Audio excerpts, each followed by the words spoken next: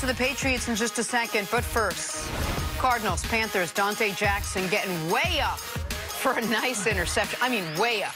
The vertical leap on this is just unbelievable. Shocking. Panthers played their best game of the year in all phases by a wide margin yesterday with their backup quarterback. I talked to Coach Washington this weekend. He thought they had a good plan for Kyler and knew they were in a must-win situation with Cam being out. Eric Washington, defense coordinator, Carolina. All right, Ravens and Chiefs. Lamar Jackson taking off makes two guys miss before he finds the end zone. This was part of an attempted furious fourth-quarter comeback by the Ravens. They obviously fell short. Lamar was very good running the football, very good avoiding the big mistake, but his passing game was just a little bit off on a bunch of key throws. And his socks were down. Oh, yeah, he plays like that. I'll show off those calves, Jenna, like you. I don't even know what that means. I mean, he likes to show off as much skin as possible like you. That's what I'm saying. You don't work out that much for no other reason. Just to show off my calves. Yeah. More from this game. Patrick Mahomes throwing it off the back foot to Demarcus Robinson. Nice throw, nice catch. You say this was off script, see? Oh, absolutely. You can see he's got a clear route down the middle. Patty Mahomes backs up a couple more and throws it to the corner because he knows that's the only spot. You see him look over his shoulder? Because he was looking for Patty Mahomes to either throw it down the field. He wasn't even supposed to be. He's a decoy in that one. Patty ad-libs. He makes a remarkable catch. He's played some spectacular ball. He's been great, man, since Tyreek Hill got hurt.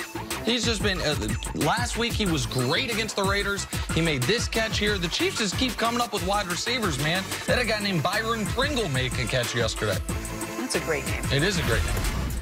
All right, on to the soap opera that has been Antonio Brown, who was released by the Patriots on Friday. His career as a Patriot, 11 days, 6 practices, 1 game, 1 touchdown, and 87,000 questions directed at Bill Belichick about the latest allegations. Yesterday, Brown tweeted that he will not play in the NFL again after being on his 3rd team in the last 6 months. Lot to get into here, CC. What do you make of the latest news around AB? I think he will play again. I think there will be teams that continue to have interest in his ability to play on the field. I believe that right now it's very, very difficult with the NFL, with the full-blown investigation until they get the details of that. I think that AB will be back. But when it doesn't work in New England, and this is something I've seen for the guys, we always talk about, oh, the Corey Dillons, oh, the Randy Mosses and everything. Look back on New England and tell me a player that's left there and done well, all right? Through their whole history and everything. You tell me someone that's increased their stats. Oh, they went somewhere else and they got better. No, typically it goes the other way. They get a couple good years in New England. Belichick gets the best out of them for that system. Then they end up going somewhere else. Then it's someone else's fault. Then it's someone else's fault. And real quick, the reclamation projects that they've taken on that don't work out, that's the end of the road for him. Hainsworth, the end of the road. Chad Johnson, the end of the road. Like that. So it's not just that they get the best football out of you while you're there, but if you are on the Corey Dillon, Randy Moss, Albert Hainsworth, buy low because great talent, but they didn't get the best of Antonio Brown. Like they didn't Ocho Cinco or Albert Hainsworth. And to me, the mounting pressure which caused them, before more information comes out, let's get off this player.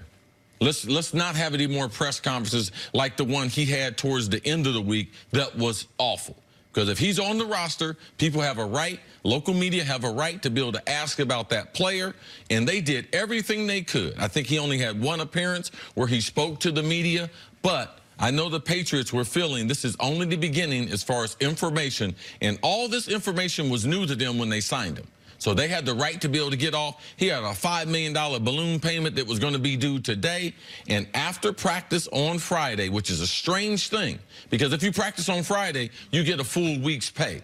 And the Patriots aren't about a full week's pay if you're not going to play on the weekend. And they make the abrupt decision and decide to release him on Friday afternoon. And they had to be able to do this. You couldn't continue to have this type of black cloud over what we would call the marquee franchise in the NFL.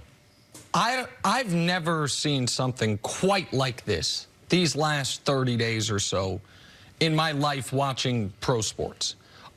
You guys remember the movie? It was a great movie with Richard Pryor, Brewster's Millions? Of course. Okay. So the premise of the movie is he has to blow $30 million. That was the number. In 30 days without telling anyone, and then he gets $300 million. Yes. And he was just doing all these crazy things. All the people around him were like, what are you doing? But he couldn't say anything. Couldn't say anything.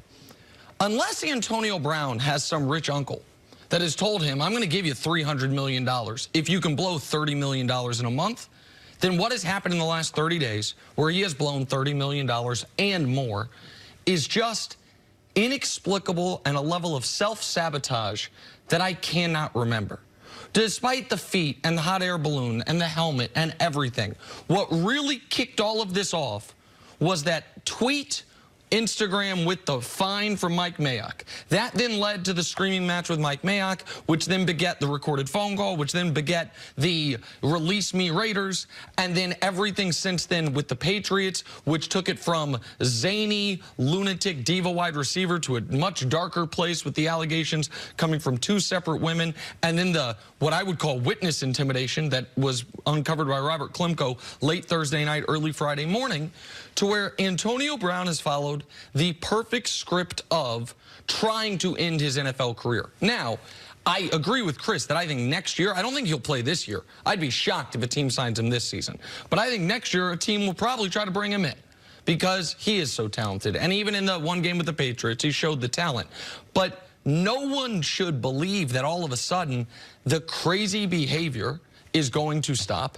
And by the way, no one should believe there won't be more allegations of misconduct from a player who, in Klemko's story, writes about had the police come to his house 3 separate times in 3 separate days consecutively. I mean, the destruction left in his wake from unpaid debts to allegedly harassed women. I don't think that's a player that's all of a sudden going to straighten up and fly right when he couldn't with New England. So that's why I don't think he plays again. I think he's seen his last days in the NFL, because if he does go away, I don't think he's going to stay for a year quiet, off social media, not bothering anyone, stay in phenomenal shape, which is probably the most likely of anything he's set to do, and then be ready, available, a changed man, reformed, and ready to play in the NFL next year. But let's talk about this from the Patriots' perspective. Do they even miss a beat without Antonio Brown in that offense? Of course they do. Of course they do. We know their desperation. That's the reason why you go out and sign a player like this. Now, how will they get there as far as offensive productivity? They don't even know yet. Edelman got injured in this game. They don't know who they're going to have out there. They wish they had Demaryius Thomas that they traded over to the Jets. Now that AB, Josh Gordon is still week to week, day to day. So how they're going to do it, do they have a tight end that they can use as a weapon? Man, they're going to try to reinvent themselves. They will. They've only had a couple days to be able to adjust to this. They will adjust. They are the team that you can depend on to be able to adjust. But the reason why you have Josh Gordon at wide receiver, Antonio Brown at wide receiver, is because you don't have no faith in what you have. That's what lets you know the level of desperation. They can't depend on Edelman. Edelman ain't no showstopper. He can't play outside the numbers. He don't put no fear in NFL defenses. And then he got bruised up yesterday, too. But Josh Gordon, they lost him late last year. They adapted. They will have time to be able to adapt to what type of team they're going to be. And if I'm teams, I'm putting pressure on Tom Brady. He doesn't want to get hit, and I'm not too afraid of their wide receiving core, and their offensive line has wholesale changes. So I'm not going to make it easy on them by playing their way. I'm going to try to make them play left-handed. I'm going to blitz Brady. I'm going to play the wide receivers man because I'm not afraid of it. Listen, Patriots defense has still been exceptional. If you didn't watch their game against the Jets, I don't blame you. But 2 touchdowns were scored by the Jets, neither with the Patriots defense. Right, neither with the Patriots defense on the field. So the Patriots defense has still not allowed a touchdown since the AFC Championship game, 4 games. So the defense is going to be really good, but the offensive line is banged up. The you know how we know how much the Patriots thought they needed Antonio Brown? Chris, you said something in the beginning there that I'll just be honest to the audience, I missed, which was that AB practice Friday. Those text messages to the second accuser were reported Thursday night. I saw him at 3:30 in the morning when I was waking up Friday morning. The Patriots saw him. And they decided. I know Patriots fans feel like, oh, man, he had a Dalai Lama moment. And they woke up, oh, you know something? We're above this. No, the Patriots aren't above this. Right. This is forced. All right? The mountain of public opinion and afraid of what potentially was going to come out. Something must have happened. because those texts came out on Friday in the middle of the night, going into Friday, Thursday night. And he practiced Friday. So they had that information, and their plan was, well, no comment, and we'll play him. And then something happened in the next few hours while I was napping Friday when I woke up and he's been cut. And so I don't know what happened there, but it wasn't they saw Robert Klemko's story and said that was the final straw. They saw Robert Klemko's story, said, we need him so bad, we're still going to try to play him, and then something else, either an outside force or something, forced their hand and they cut him. I say that to say this. They don't do that if they don't desperately need him. They don't do that if they don't think we need this player, not necessarily against the Jets, but for the remainder of the football season. And his subsequent tweets since getting let go, which he's now erased. He's just going to keep shooting himself in the foot and blaming the whole world. I got to disagree with you guys, because there's some awful rap sheets of guys in the league. For you guys to think that, that he's done some, no, it's some guys that done some really violent stuff, that AB will get another chance. It's the NFL. We will see. Coming up, Baker Mayfield says it's too soon to hit the panic button. I bet they called him before they called Cap. Oh, 1,000%. 1,000%.